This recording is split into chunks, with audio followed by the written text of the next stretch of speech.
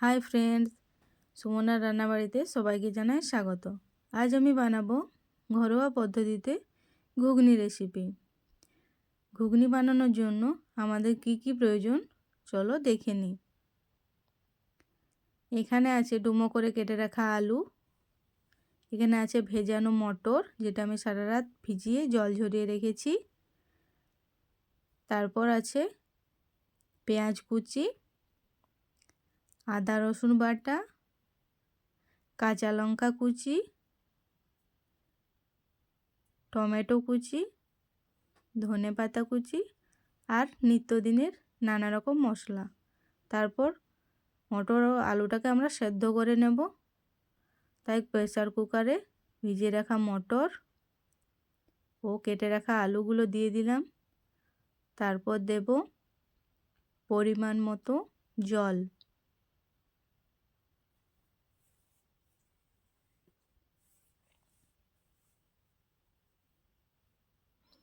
তারপর দেব স্বাদ মতো লবণ। লবণ দেওয়ার পর প্রেসার কুকারের ঢাকনা লাগিয়ে 4 থেকে 5টা সিটি দিয়ে দেব।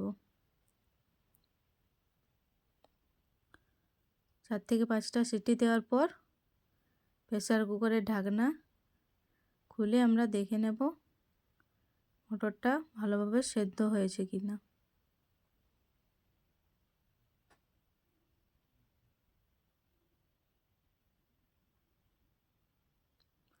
দেখেই বোঝা যাচ্ছে যে মটর খুব ভালোভাবে সেদ্ধ হয়ে গেছে।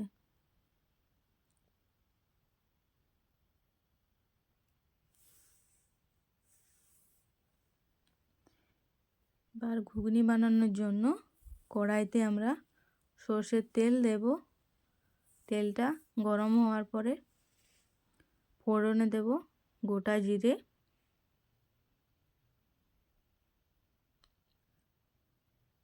তারপর দেব পেঁয়াজ কুচি।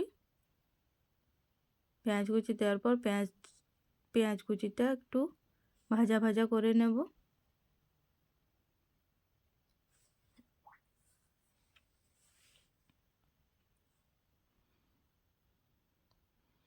পেঁয়াজটা যখন লাল লাল করে ভাজা হয়ে যাবে তখন দেব আদা ও রসুন বাটা। আদা রসুনটাকেও পেঁয়াজের সাথে একটু ভেজে নেব।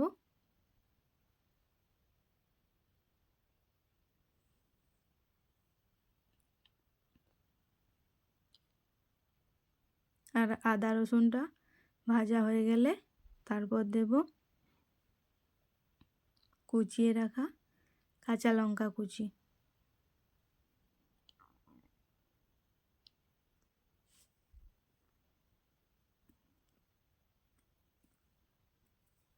লঙ্কাটাকেও একটু ভেজে নেব। তারপরে দেব টমেটো কুচি,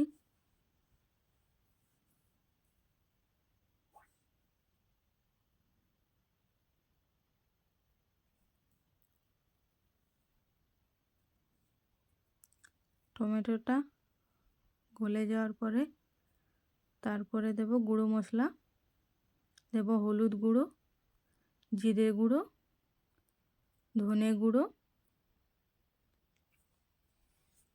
দিয়ে গুঁড়ো মশলাগুলোকে একটু তেলের সাথে ভেজে নেব।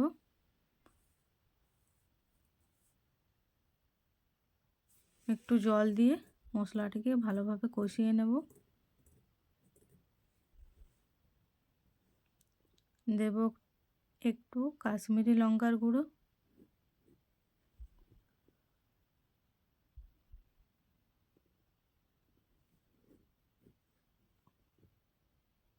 মশলাটিকে ভালোভাবে কষানোর পর মশলা থেকে তেল ছেড়ে এলে তারপর দেব সেদ্ধ করে রাখা মটর ও আলুগুলি।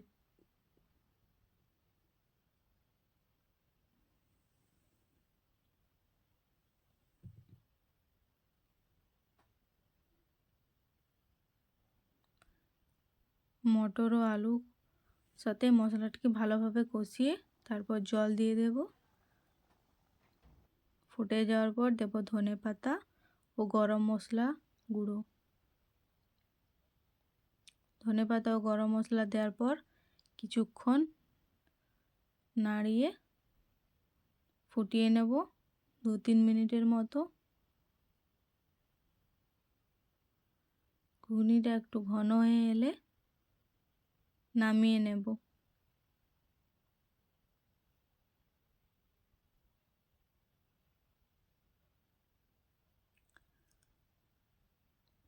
তৈরি হয়ে গেল আমাদের ঘরোয়া পদ্ধতিতে ঘুগনি।